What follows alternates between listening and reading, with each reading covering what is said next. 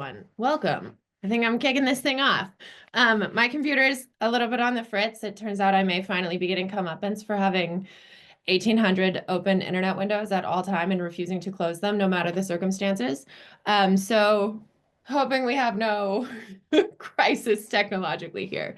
But thank you so much for coming out to PACT episode 3. This is my cat who will be making a repeated appearance. As you hopefully know, if you're here, PACT stands for Pacific Alumni Craft Talks. We are an outgrowth of the Pacific Alumni MFA, and it's really exciting to see so many familiar faces. So thank you for joining us for tonight's Craft Talks. I will be interviewing Ben Porter, who is a fiction alum from 2022. He is currently doing a PhD program in Lafayette, Louisiana, where he's been teaching and writing and expanding his own practice into nonfiction, which as a nonfiction graduate myself, I'm really excited about. So we're going to be talking about Ben's brand new, out on the internet as of yesterday, essay, Long Gone Dogs, which is really incredible.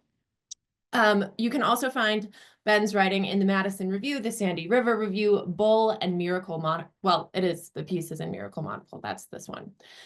He also, when he's not writing, wrestles with his kids, drinks wine he can't afford, and tries with all his might to play country licks on his guitar. So, big welcome to Ben, and will you kick us off with a reading? Sure. Everybody hear me okay? Good. Credit for this essay, in part, I think it needs to be said, goes to Mackenzie and Mike being sort of like Mike Hahn being sort of bridges from fiction into nonfiction. Me reading their stuff in our friendship together has sort of opened that door for me. So I've sort of like been tutored at their, at their knee, or whatever the expression is. And a couple of other guys on this call who read early versions of this essay. So I appreciate the help from all my Pacific friends. I'm going to be reading a section from my essay, Long Gone Dogs. It's broken out into just 5 almost kind of arbitrary numbered sections. So this is number 2. My mother was 16 when she left her parents and never came back. She was a foreign exchange student in Germany. Her hosts were a small family living in the Black Forest, whose children sang, whose father smoked an absurd Baroque pipe.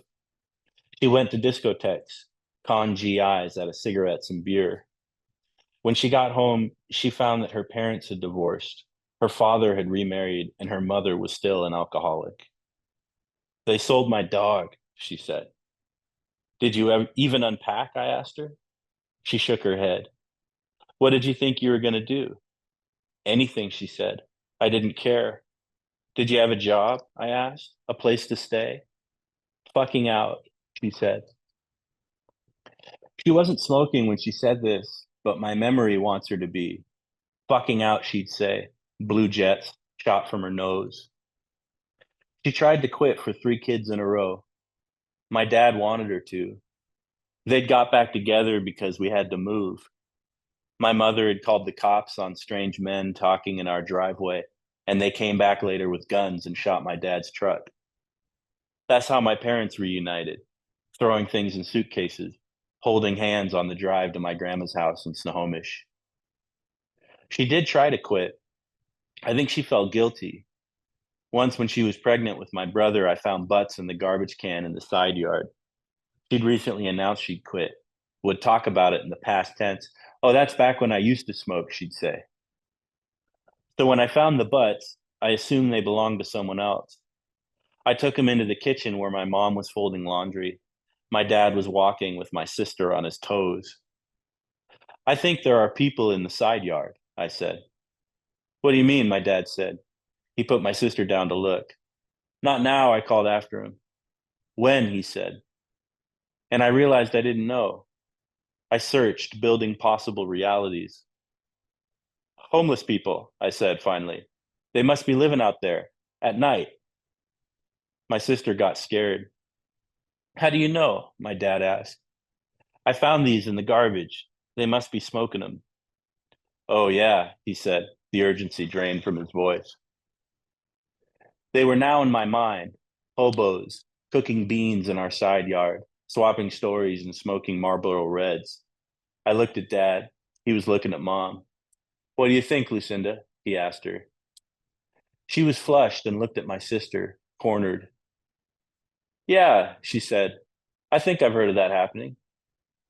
Really? I said, surprised, and then wondering why I was surprised. It was my story. My sister hugged Dad's legs. Yeah, I read about it, Mom said. They're getting really bad. Dad shook his head. Nothing you want to say, he said. I felt something, the draw of a momentum I didn't quite understand. How are we going to keep them out? I heard myself say. I think we'll be okay, Dad said, and left the room. My sister looked at me, and I looked at the window. A minute passed. Oof, my mother said, stretching her back and rubbing her pregnant stomach. Would you kids like a treat? That was the first time I saw her lie, but it was also my first self-deception. I knew that she smoked. I had no evidence of hobos. As I think back, it was the first time I'd feigned my own innocence, used its presumption to shield something else, something I didn't want to think about. Somehow, I knew it was bad if my dad found the butts. What's the meaning of a lie? How to explain it? Thomas Aquinas said there are three parts: the falsehood of what is said, the will to tell a falsehood, and the intention to deceive. Saying, wanting, intending. The truth about lies are in the verbs. Remember Robert Morris? Imagine he draws a horse, or at least means to. Imagine he finishes and leaves his blindfold on. Robert, what have you drawn? A horse, he'd say, lifting his cigarette Zippo. Is he lying? I don't think so. It's what he knows that's important. That's why my story about the hobos wasn't fiction. Not that you can't lie while writing. I could be doing it now. The other day, I asked my wife to read a story I'd recently finished. In her notes, she talked about William Golding. We've been thinking about him lately, my wife and I, his style. It's stunning, like a painting. Take this from chapter 3 in Lord of the Flies. Simon dropped the screen of leaves back in place. The slope of the bars, a honey-colored sunlight decreased. They slid up the bushes, passed over the green candle-like buds, moved up toward the canopy, and darkness thickened under the trees. With the fading of the light, the riotous color died, and the heat and the urgency cooled away. Even as I transcribe this, it's fun to write. I can only imagine how Golding felt. But for all its beauty, something's wrong. And it's the same thing my wife saw in my story. You know how we don't really care when Piggy dies? She said. This story is kind of like that. I knew exactly what she meant, but felt the need to protect myself from it, to squirm out of it. She meant that, in a way, I had lied, but it wasn't the falsehood of what I said, and it wasn't the will to tell a falsehood. It was the intent to deceive. I'd written to fool my reader into thinking I felt something other than what I really felt.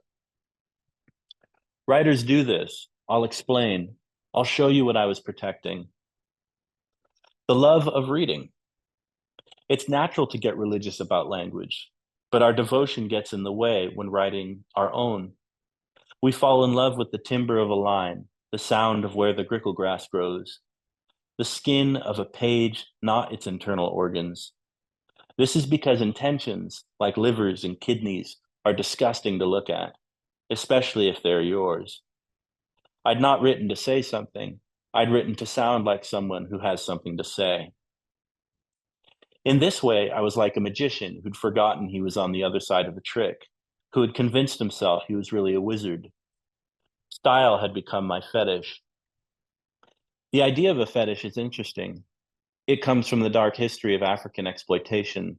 When Portuguese sailors first traded with West Africans, they found they held no authority in common by which to ratify trade agreements. So the sailors invented a ritual. After making a deal, they would ask the Africans to swear on the head of a statue of the Virgin Mary. It was this act they called a fetish. The absurdity of this says something about the sailors.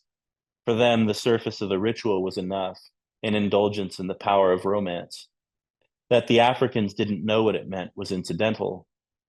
My wife didn't like me and Golding making her swear on the head of our stories. This is also what my dad didn't like. He didn't want to swear. As I remember it all, the hobos, their tin cans, the cigarette smoke, I'm embarrassed of my intentions. In what had my mother and I become partners? What in our tricks did we think could be magic? Something else I don't know is real. The image of my sister clinging to my father's leg, watching me and my mom spin a yarn from thin air. Were there African children in her position, clinging to their father's leg as he paid homage to a strange goddess? Thank you. Oh my gosh, Ben. I think this essay is so interesting and cool and like multifaceted. For those of you who haven't had the pleasure of reading it yet, much of what comes up in this section has like many diaphanous ties elsewhere throughout the essay. The Grickle grass grows is from I think like the first couple paragraphs. Your Yeah. parents appear and reappear and reappear, and there's kind of this like very cyclical um it's got like this wonderful elusive structure. And I feel like I'm kind of cheating as a host because I've already raved to Ben a bunch about his essay because I was dazzled by it. But now we just get to share that with all of you. So would you, Ben, indulge us all in talking a little bit about how you perceive the structure of the piece now that it's out in the world and not in your brain or on your desk anymore?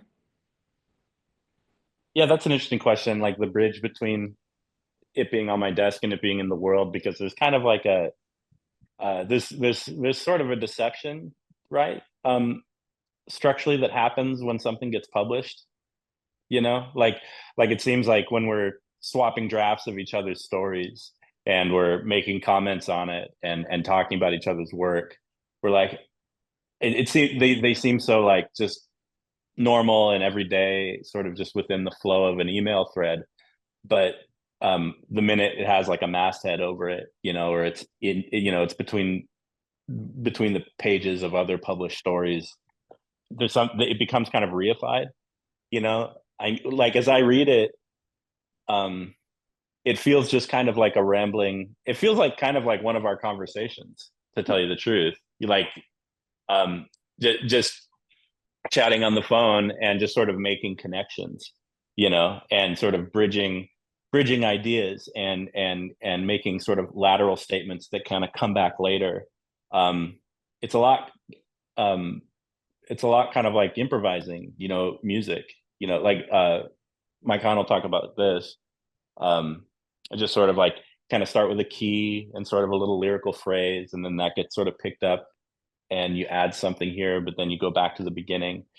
um and so this this particular piece began as a just feeling like I had all these sort of contingent connected thoughts lurking behind a lot of banal observations. And it just kind of felt like they all had the same magnetic kind of charge for whatever reason, and so it was kind of more of like an act of faith in their uh, connection, you know. And as they just sort of came out, I was like, oh, that's why that thought was connected. You know, I almost needed to kind of, I needed that the conversation with the page in order to just even see that they belong together. So, Yeah, I love that so much. You kind of reference the conversation with the page elsewhere in the essay. You say all writing is for someone else, even if it's just for you. Um, mhm. and then you talk about Robert Morris sketching blindfolded and say, uh, part of what I mean is this: writing is lonely, but it never seems that way, at least not when you are writing. It comes later, when your fingers cool and the blindfold goes, and you've spent 3 hours talking to yourself. It's Mhm. just so accurate. That's how I feel all the time. Um, with this like dialectic of talking to yourself, though, it's interesting because I think so much of what this essay is about is danger and like navigating the danger of stories. And especially as you were reading, I heard this thread of protection, talking about this idea of wanting to be protected from certain ideas. And when you're telling the story of your wife reacting to your story and kind of the directness of her feedback, which we rarely want that clearly. I Yeah. rarely want that clearly. You say, I knew exactly what she meant, but felt the need to protect myself from it, to squirm out of it. And there's so much in this essay, both in this like philosophical sort of self-confrontation sense and in like a very explicit sense of physical violence that I think people might want to be protected from. Yeah. But there is not very much that I would describe as like protective, or it seems like the act of the essay is maintaining the effort to face the thing without self-protection. Mm. Does Hmm. that feel accurate to you? And were you thinking much about protection or like vulnerability or defenses while you were writing and revising? Yeah. Yeah, absolutely I was. Um, yeah, I feel like defensive just even talking about it now. Like just sort of like um I can see it all in your posture. I know I have to loosen up my shoulders. Um yes. And I there's something I like kind of my pet theory is that like we don't get to choose what we write about really, because we don't get to choose what our histories are. We don't get to choose like what our experiences were, whatever kind of like basket we're pulling our material from.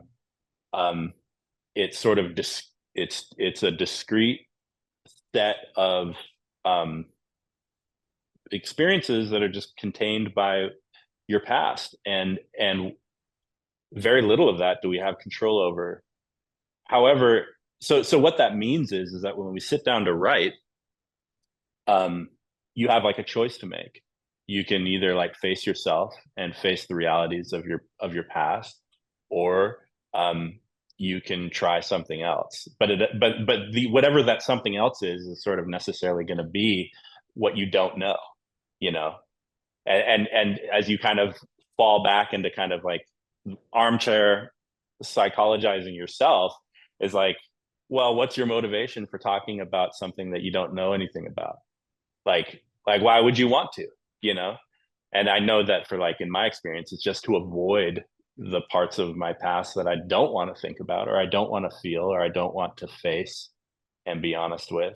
And so there just seems to be kind of like this correlation of like shitty writing and fear of being open on the page, and I don't want to generalize to everybody, but that's the case for me. And I'll pretty much everything I write has to go through that process of sort of um, initially uh, of being like we were talking on the phone like last week, where it's like, it's like, oh, I'm going to do the thing that's going to make everybody my friend.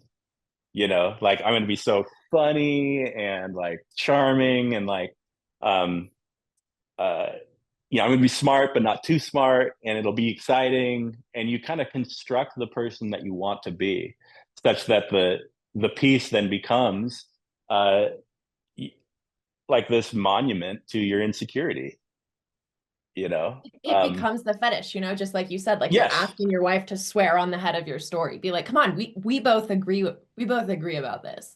Which is Mm-hmm. so interesting because you also dramatize that with your mom and your dad, like you're asking both of your parents who, as you are in the process of like trying to explain what you've observed, but like trying to self-deceive and deceive others and invent these hobos, you're like, everyone agree with Yeah. you. Like and there's such an interesting family dynamic there.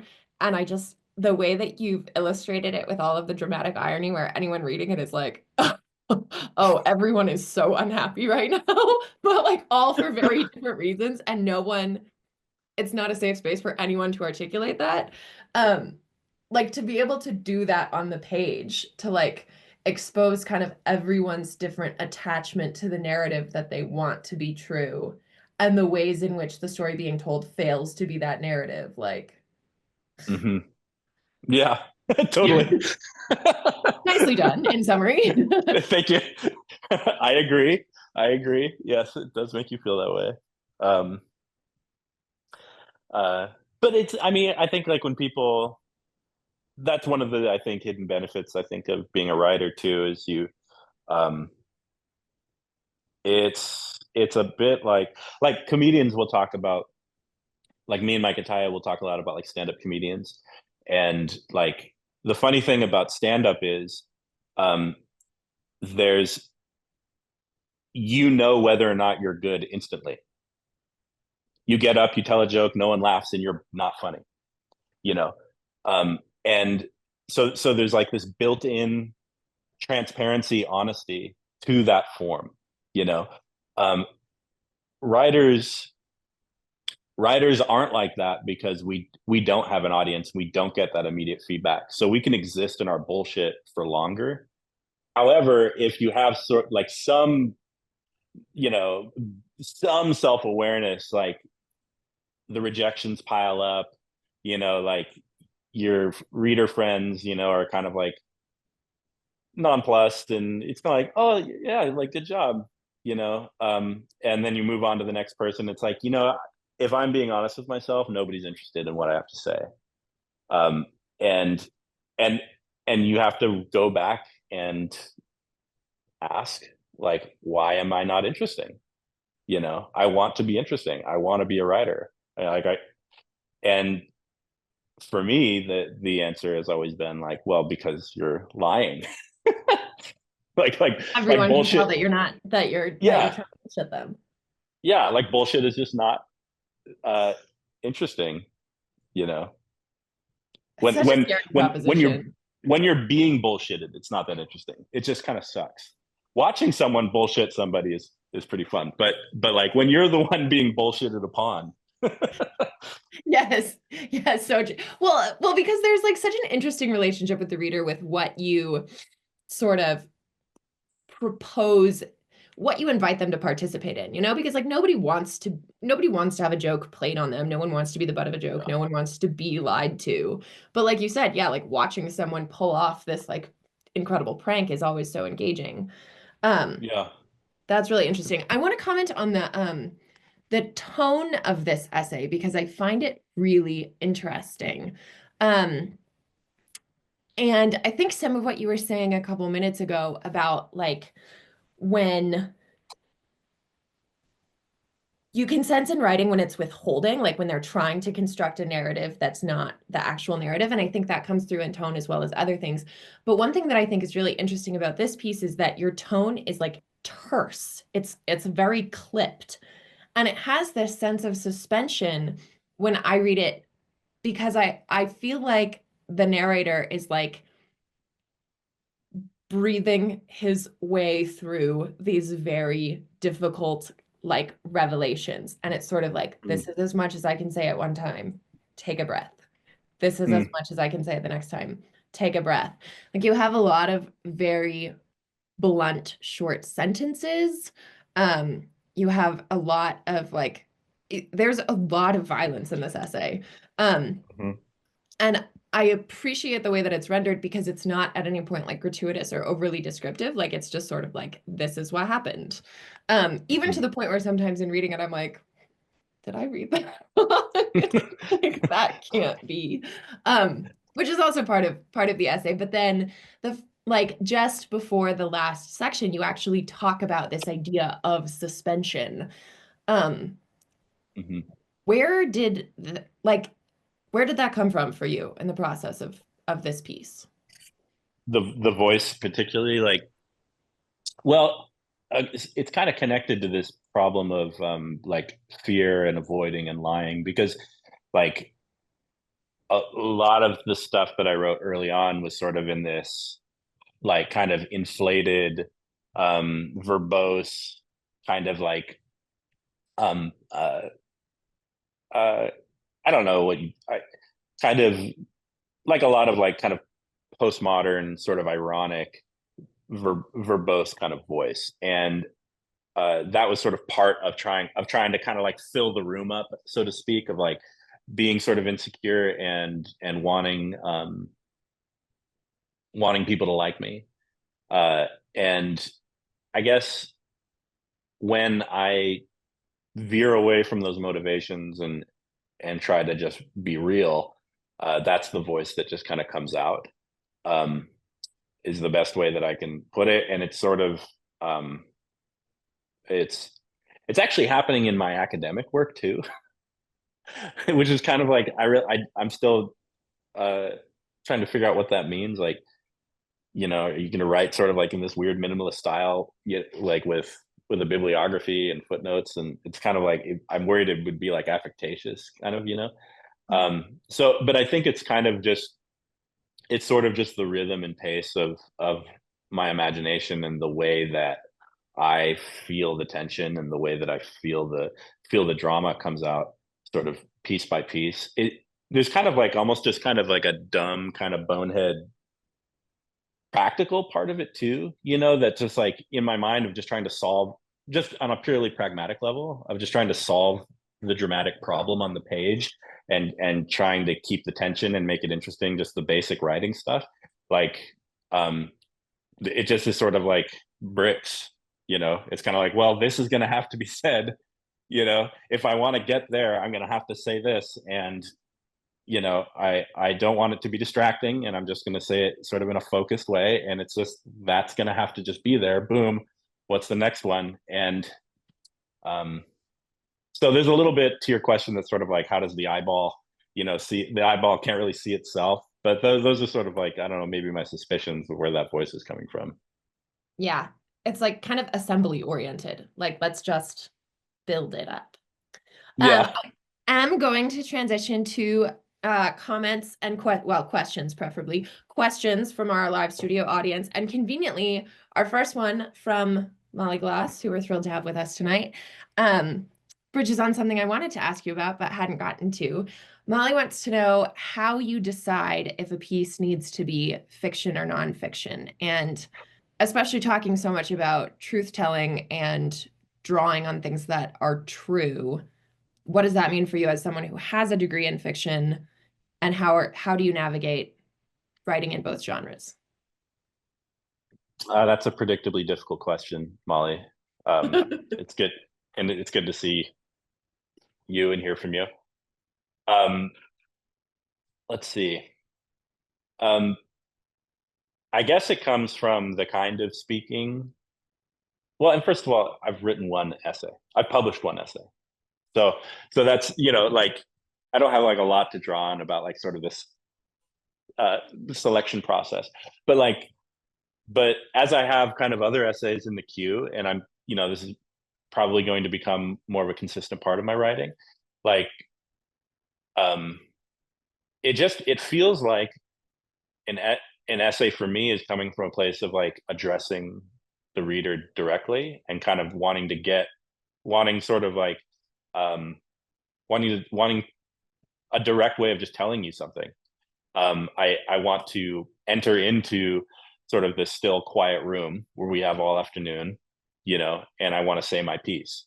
And I think talking with poets, it seems like it comes from a similar place as like as a poem, where it's just like this is a direct reaction.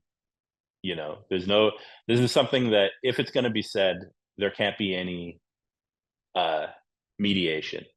You know, a story. There's a little bit of vaudeville in storytelling. Like it's storytelling is entertainment, and at least it purports to be at the beginning. It's like a leisure activity, whereas like an essay could be a lot of things. It could be a leisure activity. It could be something you really need to know. It could be an instruction. It could be a correction. It could be politics. Um, so it seems like you sit down to write an essay just for different reasons. You have a different project and agenda in mind.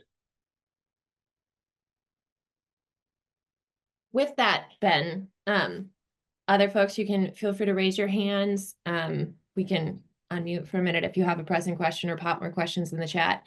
But I also want to know, are there things or like scenes from your own life or different things that have shown up in both your fiction and nonfiction work? Yeah, yeah, for sure, lots. Kind of like I was saying, it's like you only have so much real stuff. So yeah, like the things that are, it's like a drama has to have tension, and it has to have some kind of change. Things have to be forced to happen. Um, and for those things to happen, they have to have stakes. So they have to have value, right? And the things that are valuable to us just are the most urgent, intense um, things that have happened in our life and in our past. You can't take somebody else's. Uh, you can't take somebody else's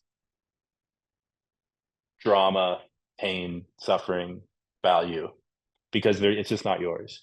That's just not, it's not on the menu. You have what you have. So um, yeah, there's lots of ingredients in my fiction that pop up in nonfiction stuff, and vice versa. There's but the fiction, your memories kind of operate sort of like as a shell. It's just sort of like a base that Yeah, you're you gonna get to spin like build away this from. house and repopulate it, sort of. Yeah, that's right. Yeah, that's right. Mhm. For sure. Um,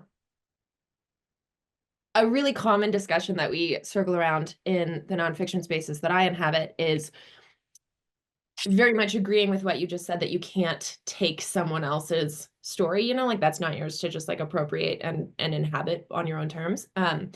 But especially in nonfiction, like other people's lives butt up against ours, and your family appears really strongly in this essay. Both of your parents, at least one of your brothers, like there's a very strong family presence. Is this an essay that you will be sharing with any of those family members at any Yeah. point? You can also be like, I don't want to answer. No, I can answer it. I don't know. I don't know. That it, maybe that would be like, it's funny because we talk as like writers, we talk about like being brave or courageous on the page when it's like we know what we mean, but like it's obviously different than real courage. Like there's an or there's an magnitude, an order of magnitude difference in what actual courage is and what we do. you know um and not to belittle anything that we do, and I sit here alone in my office crying, over made up nonsense like the rest of you do, but like, we're not saving people from burning buildings, and we're also not reading you know our difficult essays about our parents to our parents. Like, I think that would probably be like real courage I'm gonna have to like muster. you know um I think I think part of it is like, I'm not so much worried that like, I think in I have a lot invested in what they think uh life was like for us growing up, versus like what it really was like. And they have their own narratives and their own perspectives, and it just feels kind of like a shitty experience having to kind of like tease tease that, like correct them, and engage in sort of this dialectical process. Probably because I mean, and maybe I would be, maybe that I'm worried about being wrong. Maybe that's part of the pathology. Maybe there's fetishes, that I've sort of erected in my past and in my memories that I don't want threatened. And so, because it has to work both ways, I can't just sort of like tell them what their experiences were either, just like they can't tell me what my experiences were. But I don't know. It just sounds hard. Yeah, like can you expand a record, but maybe not not correct it per se. Um, Yeah. You have a really nice dialectic here with playing with like that kind of subjectivity, and even in the portion that you read, saying like, I don't think she was smoking while she said this, but I want her to be in my memory she is, and then revisiting this image Yeah. of like your sister on your dad's feet. It's Hmm. a really lovely essay, folks. If you haven't read it yet, which is possible given that it only came out yesterday, again, hot off the internet metaphorical presses. Um, after our call tonight, pack your bags and head on over to Miracle Monocle, because there's lots of great stuff over there and lots of other great fiction from Ben to see if you can track the recurring motifs and characters in his different stories. Like a fun little bingo game. Damn um, it. Thanks for hanging out with me. Are we kicking over to Michelle Knapp next? Yes, and I have a short introduction. I'm sorry to have bungled yours, Mackenzie, but my name is Mike Ataya, class of 2023, and it is my great honor to introduce my friend Michelle Knapp here. Michelle Knapp identifies as a writer, reader, lawyer, and librarian. She roams the stacks of University of San Diego Law Library by day and plugs away at personal essays and her crime novel by night. Michelle earned her MFA in fiction from Pacific University in 2023. She has led writing workshops for youth and librarians, and she's most at home surrounded by her books, loves the feel and smell of them, how they spill over from her bookshelves. Her favorite pastime is scribbling in their margins. Thank you, Michelle.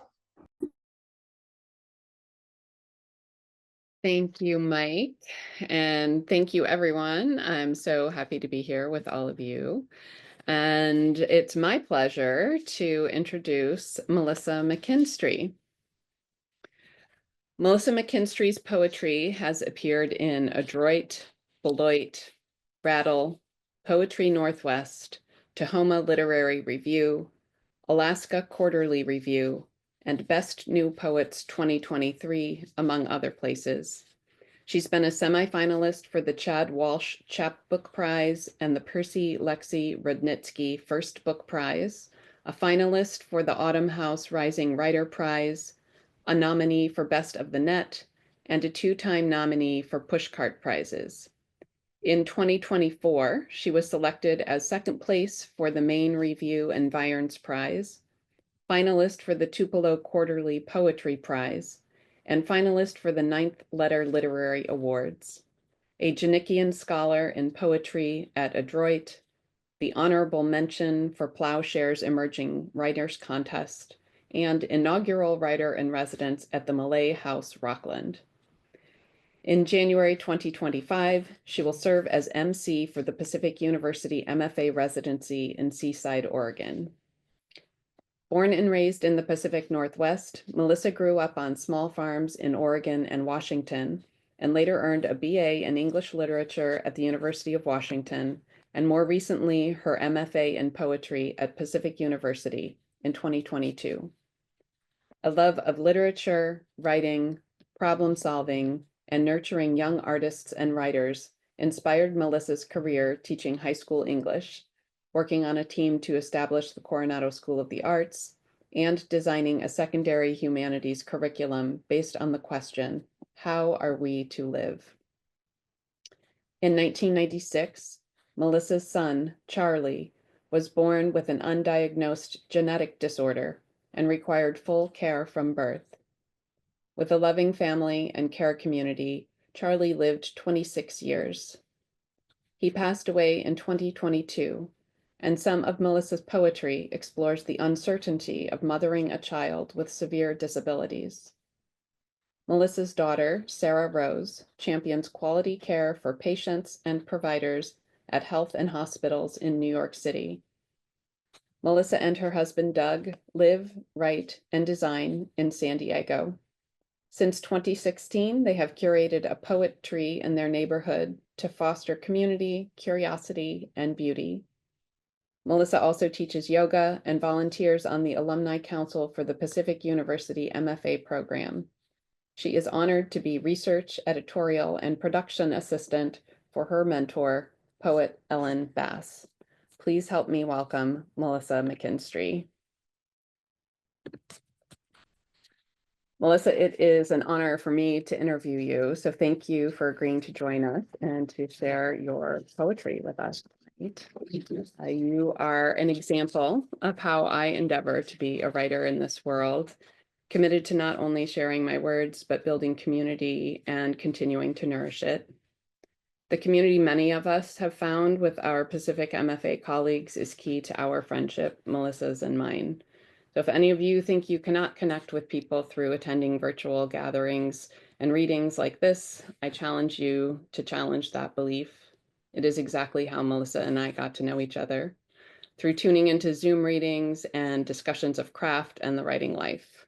When we finally met one-on-one in person 2 years later, we had already begun a deep and meaningful friendship.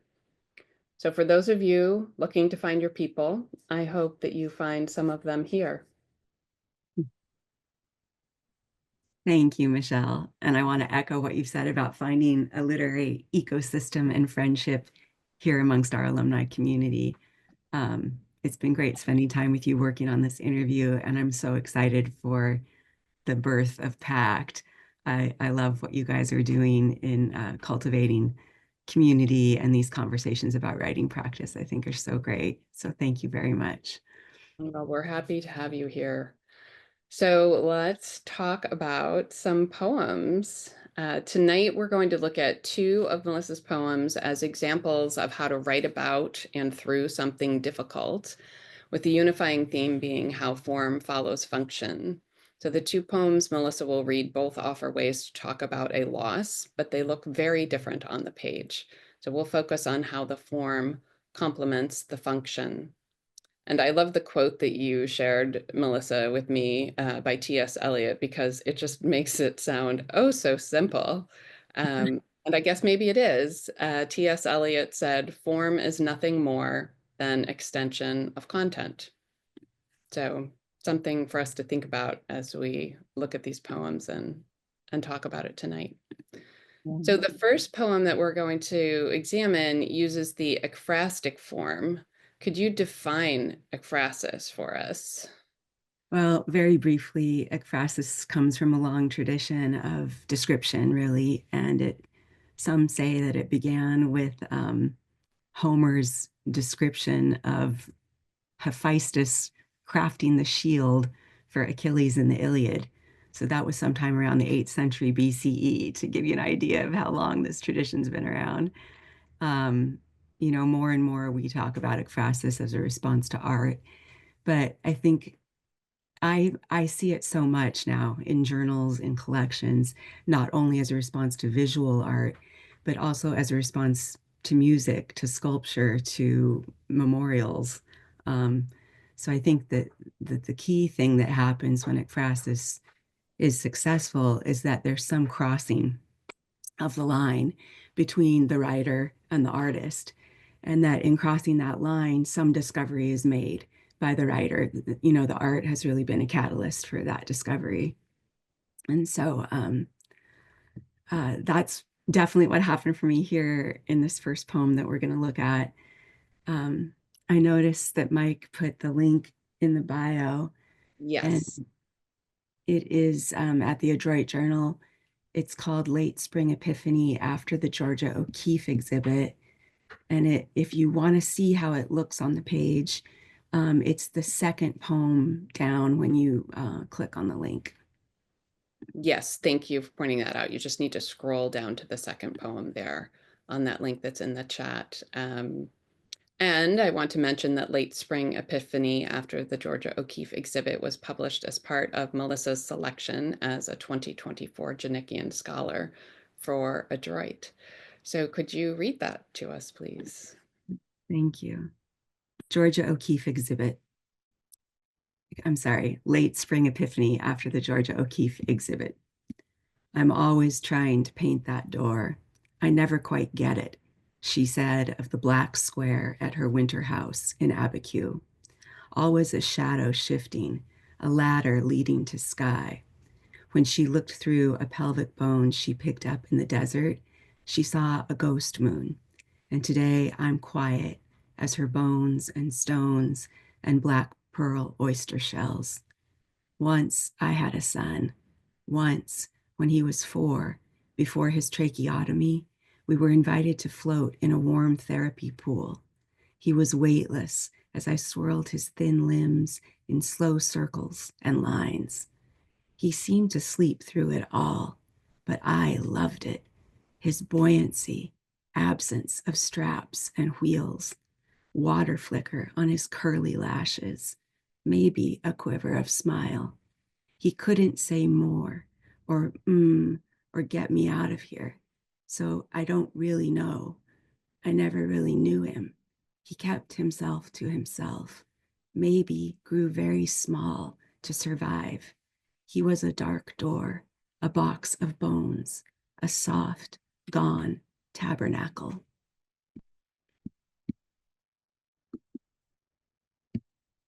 Oh, that's breathtaking. Thank you. Could you talk about how the painting inspired the poem, why ekphrasis was the right form for this content, and how the form functions? Yes. I was going to share an image of the poem, but I think in the interest of time, I'll just say that Georgia O'Keeffe painted this black door she was obsessed with on the patio of her house in Abiquiu, perhaps hundreds of times. And she talks about it a lot. You can find her commenting on this. And I was so moved by that when I went to this Georgia O'Keeffe exhibit. And in Kwame Daw's talk on ekphrasis, he said that something to think about with ekphrasis is that it can serve as a distraction for the conscious mind in order to allow us to engage in a difficult topic, but not so directly. And I think that that's really what happened for me here after visiting the exhibit and then going back because I was so moved by it. And then finally getting the gift of visiting the Santa Fe Georgia O'Keeffe Museum. I just thought there's something about this black door that's really talking to me, and it allowed me, I think, to talk about my son as something that I couldn't really figure out despite having 26 years with him. So I think what Georgia O'Keeffe said about the door really, allowed me in to saying something that was difficult. Wow. In October, as the first ever writer in residence at the Malay House Rockland, you gave a craft talk and led a generative workshop on ekphrasis at the Farnsworth Art Museum. Could you talk a little bit about that? And I understand you have a prompt that you can share with us as well. Yeah, some of you here know we've talked about my experience at this residency not being at all what I expected, but I think it was actually what I needed. It gave me this opportunity to read and develop some craft talks and generative workshops that it was such a gift to be able to do that and to kind of flex that different muscle as a poet and a writer and see how it felt to teach. And it was great. So one of the things that I also wanted to invite everyone to do is to check out the Malay House residency. It's open to writers of all genres. It comes with a generous stipend. They host you for a month. They're open to having residents there in the months of October and July. And so if you go to malayhouse rockland.org, you can find details there about that. And one of the prompts that came out of my presentation at the Farnsworth Art Museum had to do with this poem. And I thought maybe some of you might use it for writing of any genre, that you might think about approaching your own ekphrastic piece and using a quote from an artist about their own work as an entry point, and maybe using a physical place of the artist and the artwork and asking yourself, what do these remind you of? What does the central image remind you of? And what thing might you have a difficult time saying without using the artwork to whisper it for you? Wow, that's really powerful. Thank you. Okay, so we are going to shift to the second poem, which is a prose poem. And on the subject of the prose poem, I'd love for you to read the quote by poet James Tate. Yeah, Tate has this wonderful little nugget about the prose poem. If you know his work, it's full of dark humor and satire and a lot of wink and nods going on. So Tate says the prose poem has its own means of seduction. For one thing, the deceptively simple packaging, the paragraph. People generally do not run for cover when they are confronted with a paragraph or two.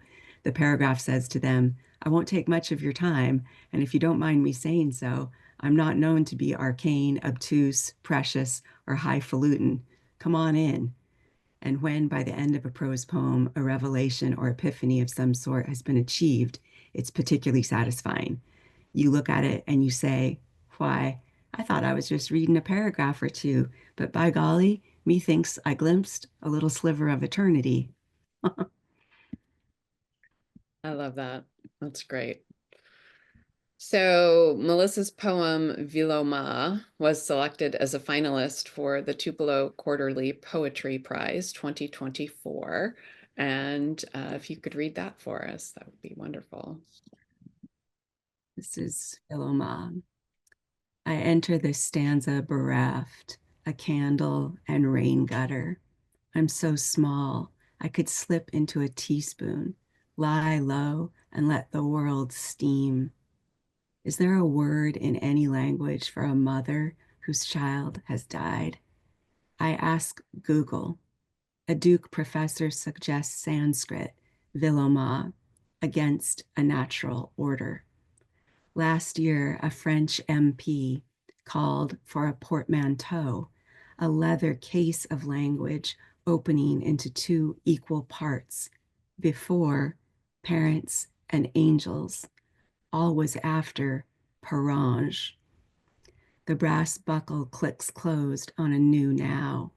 How can grayscale water still shine? How can morning still marry sky?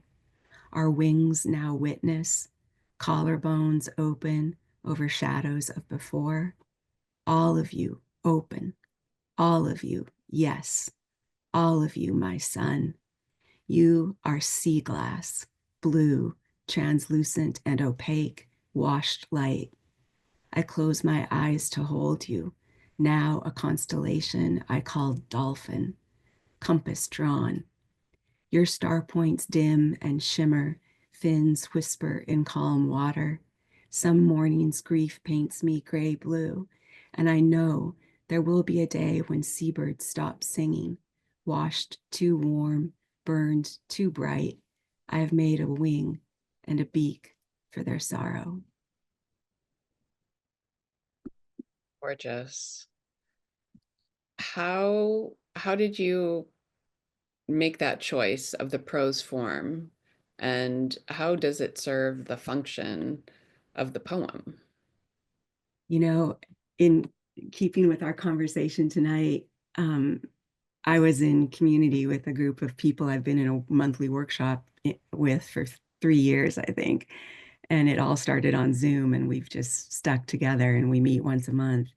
And I brought the poem to them, and it was a long, thin column with really short lines, kind of like how the Georgia O'Keeffe poem looks on the page.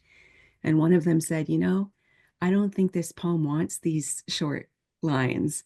I think it wants something more expansive. Have you thought about just trying it as a prose piece, seeing what happens? And so I, got off the call and did just that. And the prose form really did feel like more of what the poem was doing, that it felt like a kind of essaying, the exploration of this idea of what does the world feel like when a child is no longer in it, and is there any word for this phenomenon of the parent who's lost a child? And so when I force justified the margins long and let the poem just kind of fill the space, it began to feel right.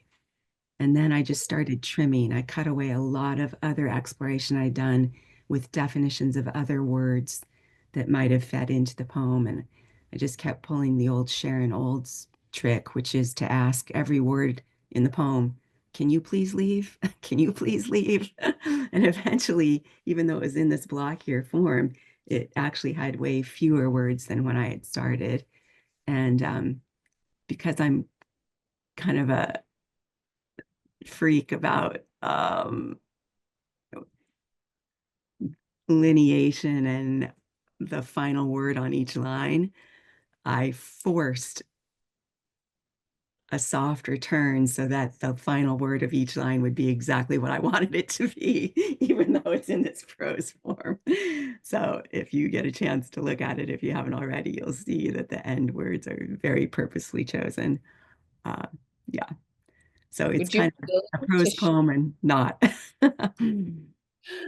Would you be willing to share a version of that earlier one? We have time if the screen share is something you feel like doing. Sure, I I can just try. feel like it's such a dramatic difference to see if you all look at how the poem, is presented in publication and then compare it to an earlier version. It's incredible. It's really dramatic. I don't know that I have the co-host designation right now. I don't see that I'm able to actually share. All right. Right. But I would be happy to Oh, I would be happy to post that earlier version of it on Substack if you'd like. It should be on, Melissa. Oh, now it's on. Okay, sorry. Try again. Ah, yes. Okay. So here is that earlier shape on the page that that was really long and thin and had all this other material in it. And it really felt, I think, my friend in the workshop was right. It just felt tight. And it was interesting that Mackenzie and Ben talked about the tone of his essay being terse because he was making these difficult revelations. And these short lines do I think for me feel more terse. And I am making difficult revelations, but I think stretching it out into that longer form helped me to soften into it and figure out this exploration of life, beyond my son. thank you for sharing that. Yeah.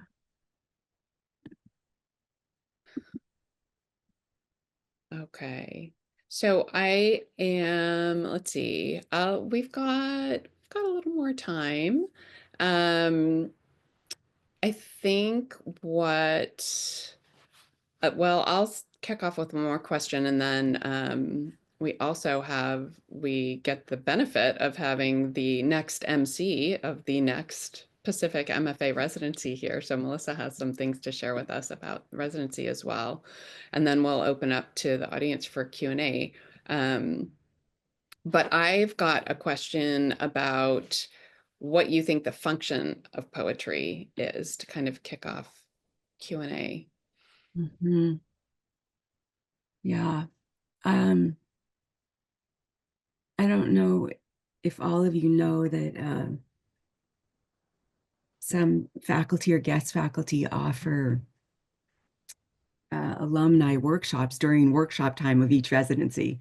So you have this opportunity to participate in a poetry or fiction or nonfiction workshop with our own faculty or guest faculty. And last June, I had the good fortune to be with Danusha Lamaris for a workshop in the morning of the Forest Grove residency.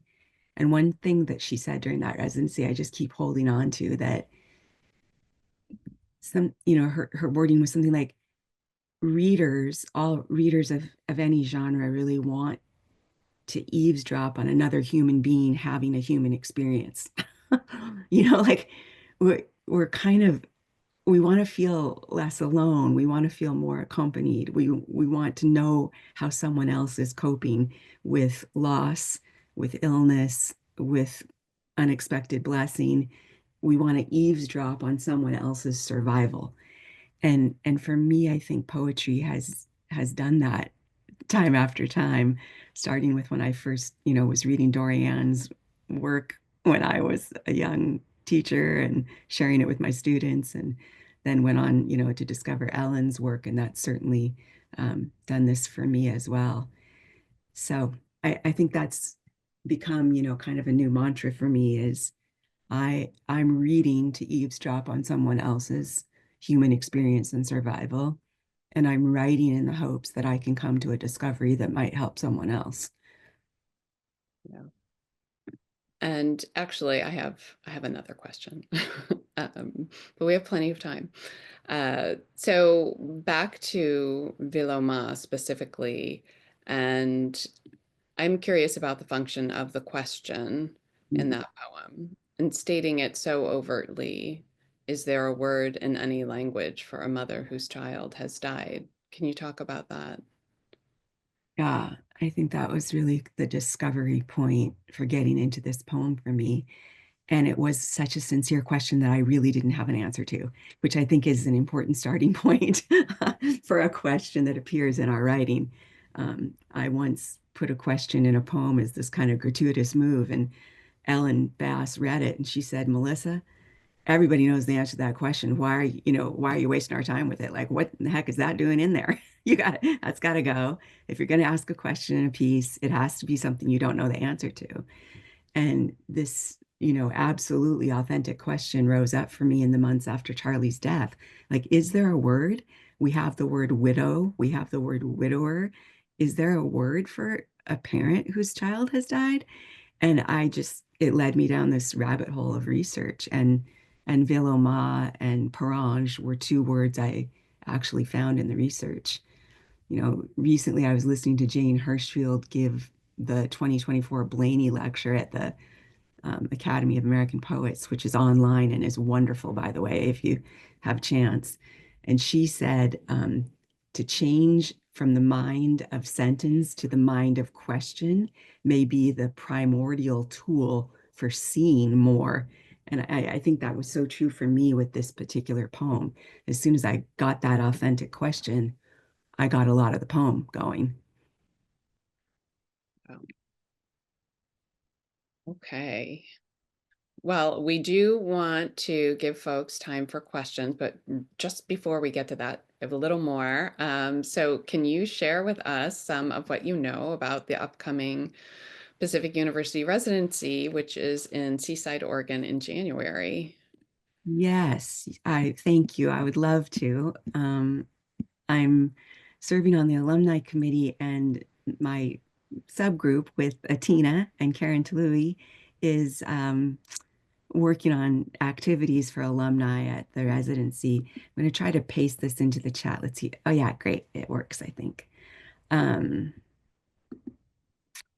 So Wednesdays have become Alumni Day because Wednesday afternoon, if you guys all remember from being at the residencies, was the afternoon when the Pacific sorting hat goes to work and all the faculty are busy making pairs. And we would, be invited to get together for a bottle of wine or spend more time writing our residency reviews or go for a hike or whatever. But because it was a spot in the schedule when other things weren't happening, 1 year ago at the 2024 January residency, we tried using an hour of that time for an alumni panel, and it seemed to work well. So we did that again in Forest Grove in June, and we're doing it again this January. And this year in January, it won't be a panel. It'll be a little different, similar to PACT. This was Atina's brilliant idea, I believe, to have writers in conversation with each other. So we'll have 3 pairs of alumni writers in conversation surrounding 3 different topics from 1 to 2 o'clock on Wednesday, January 15th. If you're able to make it out to Seaside, if you live in the area or you're going to be there for a couple days of the residency, that would be great to see you there. And then that afternoon from 3:30 to 5, we have an alumni reading and alumni book sale that will be held at Seaside Coffee Roasters, which is a big venue. There'll be drinks for sale and time to be together and read and hang out and buy each other's books. And then at 5:30, you can walk across the street and the wonderful Beach Books and Seaside will host their annual open house for us. So they'll have hors d'oeuvres and wine and lots of books, and we can hang out together some more. So hoping to see y'all there. And if you have any questions, feel free to email me or reach out, and I'm happy to answer more specifics too if I'm able, or Atina can too. Oh, great. Thank you for sharing all of that. And I realize I failed to share the second prompt. There was another prompt that Melissa had for us related to including a question in your poem. And so I've just added that to the chat. And I think we can probably put these prompts up on our Substack too, so that folks can get them there. Yeah. Did you have anything else you wanted to share with us before we open it up to the crowd? No, I think, yeah, if anyone has questions, that would be great. Okay, so for questions, if you either want to put questions in the chat or if you want to raise your hand. Does anyone have questions for Melissa? And Atina's just reminding me too that, by the way, we have an activity or an invitation for Wednesday morning in Seaside to come to a prompt luck in the cafe at the bottom of the Best Western. So alum and graduating students who aren't, engaged in workshop during that time or giving their thesis review could stop by, and we can share some prompts together and do a little generative writing. That sounds like a lot of fun. That's great. We have a question from Kate. How do you know when a poem is done?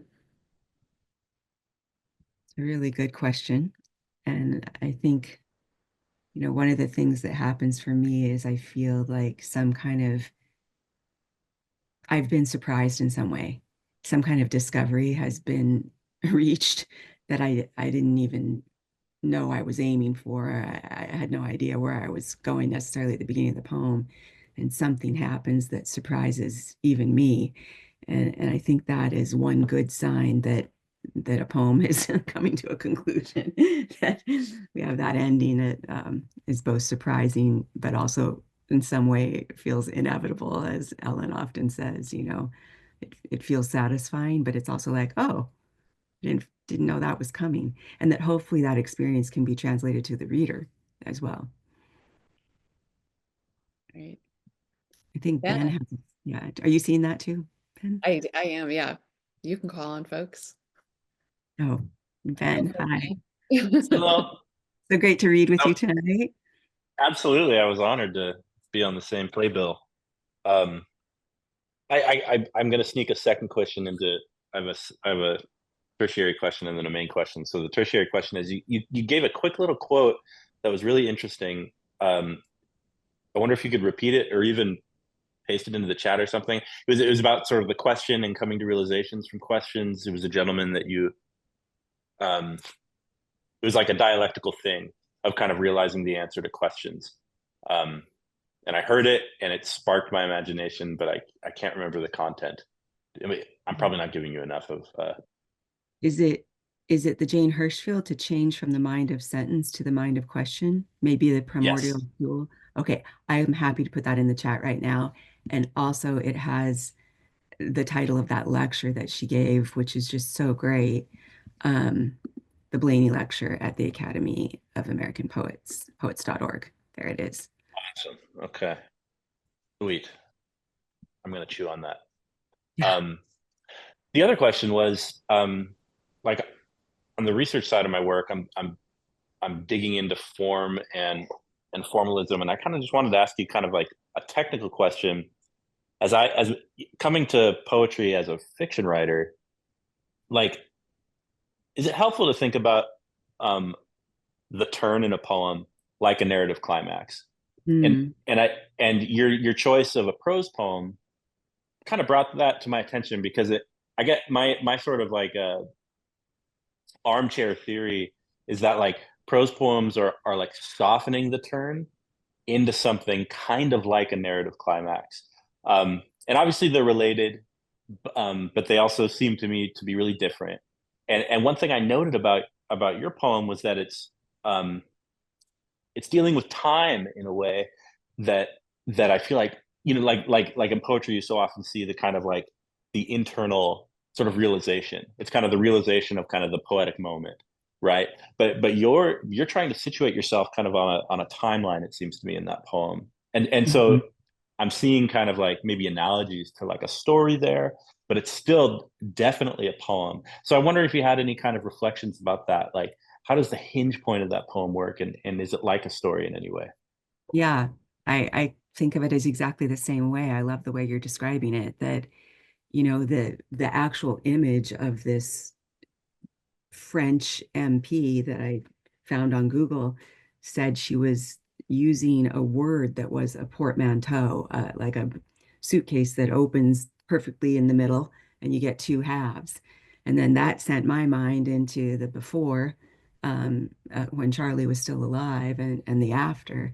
And the portmanteau, though, the word that she constructed, that she was proposing to mean a parent whose child has died, was parange, which was a blending of parent and angel, which I thought was so interesting. But yeah, Mm. that image of the portmanteau actually sent me to this turn where I start asking more questions about the after. How does Yeah, the world look? How does one dwell in a world after a loss? And yeah, kind of an unbelievable loss, an untenable loss. What does the world, how does the world respond to me as this new person in it who is, you know, yeah, so changed by the experience. So yeah, it definitely acted as a turn. Is it the same as a narrative climax? Is there enough there for it to even be fully narrative? I don't know. This poem also turns quite lyrical at that point mm, when it, starts interrogating the natural world. yes. No, I So can definitely see that. Yeah, and like part of the theory about endings usually is that like they don't resolve anything, but they project into a future, and that's sort of when the curtain closes. yeah. Um, so I definitely think that that poem accomplished that. But thank you, that's Thank you. helpful. Yeah. We've got one last question from Susan Odgers. Susan, so glad you could join us. One of my Body Chronicles peeps. Susan asks, she mentions Ben was asked about family and also the impact of your poems about your son for other family members. Can you talk about that? Yeah, I think that my poetry has definitely provided some conversation and solace uh, for myself and my daughter and my son-in-law and my husband. I'm not so sure beyond that. I'm not sure it's really created solace or discovery for my mom, say, or my brother and my sister. So that's a tricky question, and I kind of felt it when Mackenzie asked Ben, are you going to show these things to your folks? Like, my family has seen some of it, but there's hasn't always been a lot of discussion or acceptance. So I think it's a mixed response. But for my immediate nuclear family, I think there has been some solace, and it's allowed us to have conversations around things that are sometimes difficult to have. I think we don't do a great job of grieving in America. We don't always give it space and time. We don't always ritualize it if we don't have ties to a particular religion or cultural ritual. And I think it makes it particularly challenging. So And Kate, just unmute if I Thanks. got it wrong. Yeah, thanks, Oh, Michelle. okay. Melissa, your your brave tenderness is something that we're all like in such awe of right now. Um, when those like when you say like I don't know that it's created moments of discovery for my mom, like I think that that's something that we've all in some way had to grapple with. And that's something that recently I've like been really like handling in my own life. And I was just curious, like when you find yourself in the midst of those conversations where you're realizing like there's not been a discovery for the person outside of the poem, but there has been for you. How do you can you give some wisdom to the younger writers about how that is maybe more important um, than maybe your mom finding a moment of discovery? Mm, Like what is your responsibility or your priority there? And like, can you maybe just yeah, that's some such people a I see some people my age like nodding their heads right now, and I'm talk to us. yeah, it's just such a complicated question. And who knows actually what's going on, perhaps for my mom or my brother or sister, if they, when they read one of my poems. I don't really know that it's not been something for them. I just don't hear that it's been something for them. But my family is close-lipped, Yeah, everyone holds it close to their chest. And my yeah, nuclear family is more open. So also who knows, what work I think I kind of this makes me think back to what Danusha said that we read to see how somebody else is doing it. Like, how are you surviving? How are you surviving yeah, this thing called life? And what do you have to offer to me about that? And how can I get like this little voyeur's glimpse at someone else doing it? And perhaps find some solace there. So I think ultimately my response, Kate, would be that it's okay. It's okay if it does nothing for my mom and or my brother or my sister. It still has done something. It's done something for me. I think it's done something for my daughter, who's so dear and important to me. And yeah, I think from feedback from some readers that it's at least providing a glimpse for some other people about the way one person is dealing with loss. yeah. Thanks, Melissa. That's everything. Thanks so much for having me. I know we're at time. I We really love you, enjoyed it. Melissa. Mutual. It's been wonderful. Thank you. We could talk for a long time, but I know we've gone over a little bit and really thank everyone for hanging in. So for our closeout this evening, we'll hand it back off to our host, Mike Ataya. Yeah, I'll make it quick, y'all. Just thank you so much for tonight. Thank you to our wonderful writers and interviewers for their wisdom and their grace. And thank all y'all for hanging. And to get involved with the conversation and prompt some more stuff, I'm just going to drop our Substack in again. Thank you so much to our Body Chronicles folks for hanging out with us tonight. We love that you're here. Very welcome. And if you check out our Substack more in depth, you'll see some submissions forms too to please pitch us and get involved. But mainly, yeah, that's it. Thank you all for joining us. It's been great. Thanks, everyone.